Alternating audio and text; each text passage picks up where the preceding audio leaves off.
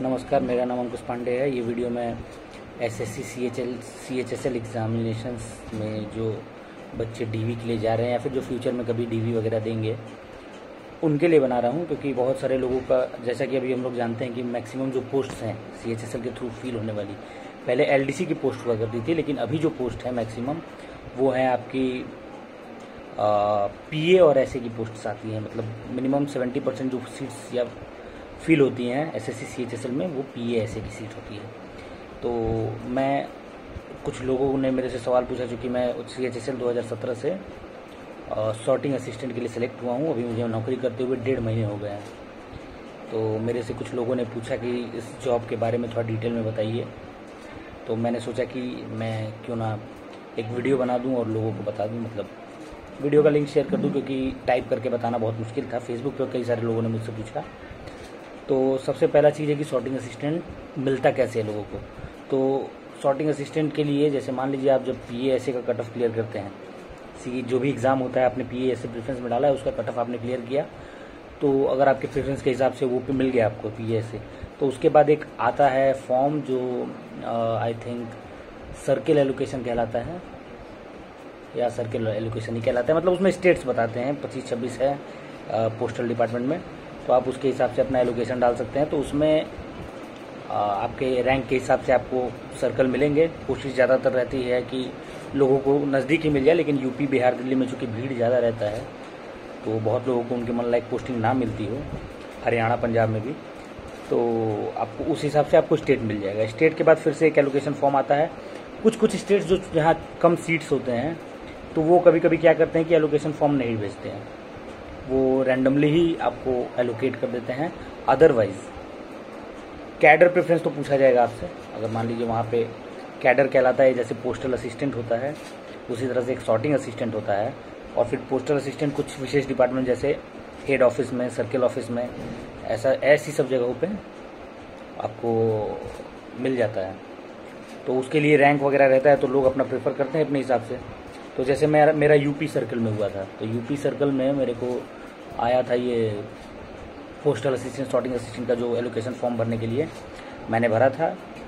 उसमें अब लोग कहते हैं कि आप पोस्टल असिस्टेंट कैसे मिलता है, सॉर्टिंग असिस्टेंट कैसे मिलता है, तो मैं बताता हूँ। उसके लिए सीरियल नंबर से आप, जैसे यूपी में लगभग 60 की 70 फिल करना था सीरियल नंबर से, तो उसमें 6 डिविजन्स थे सॉर्टिंग असिस्टेंट के लिए। सॉर्टिंग असिस्टेंट की जॉब मैं बता दूं आपको, रेलवे स्टेशन पे मिलती है, आरएमएस में मिलती है। आरएमएस रेलवे मेल सर्विस कहलाता है। उसमें सॉर्टिंग असिस्टेंट होते हैं जो सॉर्टिंग का काम करते हैं। काम क्या है मैं बाद में बताऊंगा।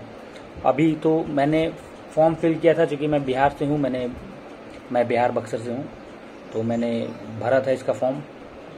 इसका ये जो एलोकेशन वाला फॉर्म है, अपना रीजन एलोकेशन, उसके लिए मैंने जो फॉर्म भरा, तो उसमें मैंने पोस्टल असिस्टेंट्स को ही ऊपर रखा था, लेकिन बीच बीच में मैंने सॉर्टिंग असिस्टेंट भी डाला था, क्योंकि मैं डिस्टेंस मेरे लिए मैटर करता था कि मुझे घर से ज़्यादा दूर नहीं जाना है। तो मैंने पोस्टल असिस्टेंट भरा था अपना, जो मेन लाइन में है, मैं यहाँ से बनारस, इलाहाबाद वगैरह भरा था। उसके बाद गोरखपुर का पोस्टल असिस्टेंट भरा था, बलिया का भरा था, तो मुझे गोरखपुर का मिल गया आपको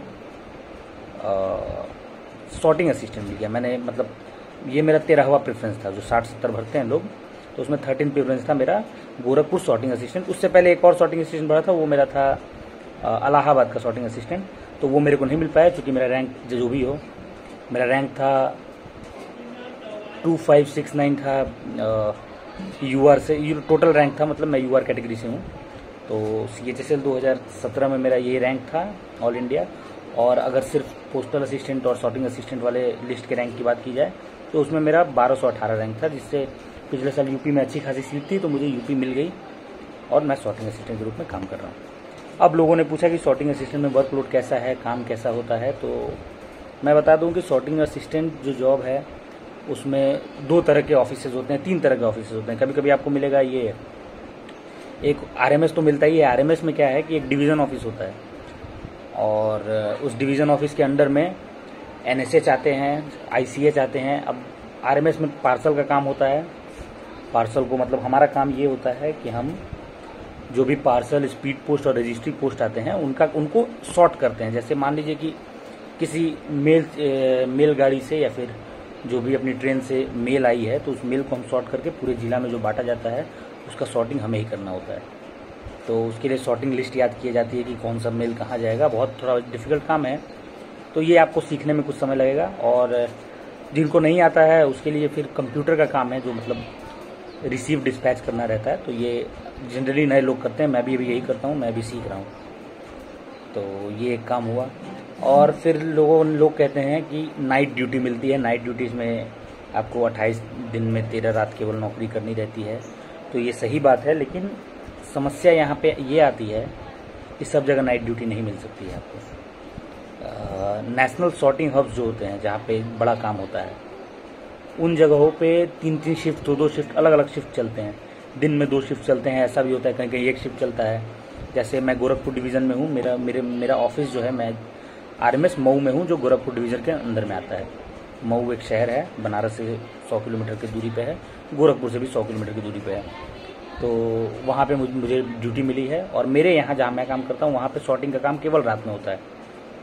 तो दिन वाला तो मुझे समस्या नहीं है, लेकिन जो गोरखपुर है वहाँ पे लोग दिन में भी काम करते हैं, दिन में भी सॉर्टिंग की काम होता है, दिन में भी ड्यूटी लगती है। लेकिन अगर आप रात में करना चाहते हैं तो ज़्यादा मुश्किल नहीं है, मिल जाता है रात में, क्योंकि मैक्सिमम जगह रात में ही ज़्यादा काम होता है और रात में ही काम होते हैं।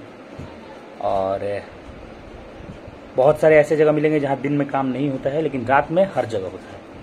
आपका चाहे NSH हो, ICH हो, मैं ICH में हूँ। ICH होता है इंट्रा सर्कल हब। कैसे काम करते हैं ये आपको अभी जानने की जरूरत नहीं है, जब आप जॉब में आएंगे तो आप जान सकते हैं। फिर अगला क्वेश्चन लोगों का रहता है कि क्या इसमें रह के पढ़ाई हो सकती है। तो मैं बताना चाहूँगा कि पढ़ाई इसमें रह के बिल्कुल हो सकती है। समय बहुत है, लेकिन समस्या ये है कि जब आप रात में काम करिएगा, और रात में काम करने में ये है कि जो लोग रात में जगने का जिन्हें आदत नहीं है उन्हें बहुत डिफिकल्ट लगेगा ये जॉब। आप 2 दिन में करें, 3 दिन में करें, कहते हैं लोग कि 2 दिन में एक बार जाना है, ज़्यादा डिफिकल्ट क्यों है। लेकिन रात में जागना एक नेचुरल हैबिट नहीं है। मुझे हैबिट है, मुझे जब रात में जागने की हैबिट है तब भी मुझे 1-2 दिन बहुत दिक्कत हुआ, बहुत मुश्किल से मेरा जो ड्यूटी हुआ वो हुआ। लेकिन बाद में अब तो मैं थोड़ा वो हो गया हूँ उसके लिए। और कुछ लोग, और मैंने जिक्र किया था कि जॉब मोनोटोनस है। तो मोनोटोनस जॉब अगर आप कहें तो नहीं कह सकते हैं, मतलब एक टाइप का काम है, लेकिन अब बहुत लोगों को पसंद आता है। मैंने अपना पर्सनल व्यू रखा था, ऐसा नहीं कि काम खराब है। उसमें एक ही काम करना है आपको, रोज़ जाना है, लेटर रिसीव करना है, सॉर्ट करना है, डिस्पैच करना है, ये रोज़ का काम है। कुछ एक्स्ट्रा नहीं, आपको ज़्यादा दिमाग नहीं लगाना है, कोई टेंशन भी नहीं है। बस वही पर्टिकुलर काम आपको दिया हुआ है, अलॉट किया हुआ है, आपने काम किया, काम करके घर गए, उसके बाद कोई टेंशन नहीं। लोग कहते हैं कि उसमें लेबर का ज़रूरत पड़ता है। तो मैं बता दूं कि जो वहाँ पे ज़्यादातर जो आप जाएंगे, जहाँ पे भी सॉर्टिंग असिस्टेंट का काम करने, वहाँ पे ज़्यादातर जो स्टाफ है वो बहुत ही उम्रदराज हैं, बहुत पहले से काम कर रहे हैं लोग। तो काम ऐसा कोई डिफ़िकल्ट नहीं है कि आप नहीं कर पाओगे, क्योंकि वो लोग भी वैसा काम करते हैं जो काम आपको करना है।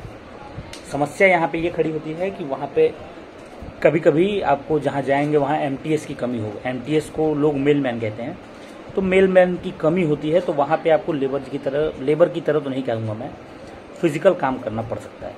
फिजिकल काम कहने का मतलब है कि मान लीजिए कोई गाड़ी आती है, ट्रेन आती है, तो उसमें से मेल उतारने मेलमैन सारे चले जाते हैं। अब उस समय आपको अपना काम कंप्लीट करना है, रात में 12 घंटे की ड्यूटी रहती है आपको। अगर काम बचा हुआ है, कभी काम कम भी रहता है, कभी ज़्यादा भी रहता है, तो जब काम आपका बचा हुआ है तो काम कंप्लीट करने के लिए आपको बैठे रहना पड़ेगा। जब मेलमैन आएगा वो आपको जो भी उनका काम है वो काम करके देगा, तब आप काम कर पाएंगे। तो उससे बेटर है कि आपको खुद अगर आप करोगे तो आपका काम जल्दी खत्म हो जाएगा। अदरवाइज 12 घंटे से ज़्यादा की भी ड्यूटी हो जाती है, क्योंकि आपको कितना काम करना है वो शुरू के 6 घंटे में आप डिसाइड कर लीजिएगा। जितना, जैसे मान लीजिए कि जितने लेटर को आप रिसीव करिएगा उतना आपको डिस्पैच करना होता है। तो ये एक बात है। पढ़ाई करने की बात है तो समय बहुत मिल जाता है। अगर आप पढ़ना चाहते हैं सही मायने में तो पढ़ लेंगे, बशर्ते आपको ड्यूटी ज़्यादा हेक्टिक ना लगे। जो रात में ड्यूटी है वो बहुत लोगों को हेक्टिक लगती है।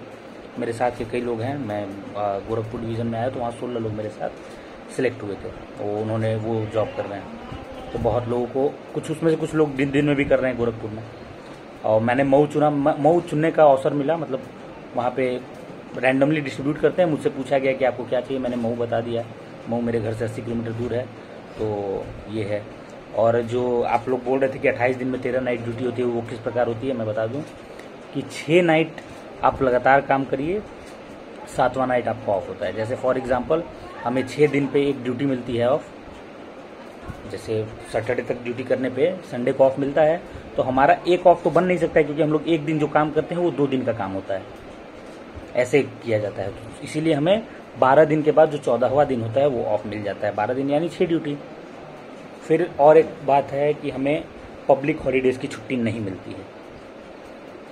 पब्लिक हॉलीडेज़ की छुट्टी आप अवेल कर सकते हैं, लेकिन उसमें समस्या ये है कि अगर आप एक छुट्टी लेते हैं तो आपको 2 दिन का छुट्टी लेना पड़ेगा, और चूँकि पब्लिक हॉलीडे एक ही दिन के लिए मिलता है।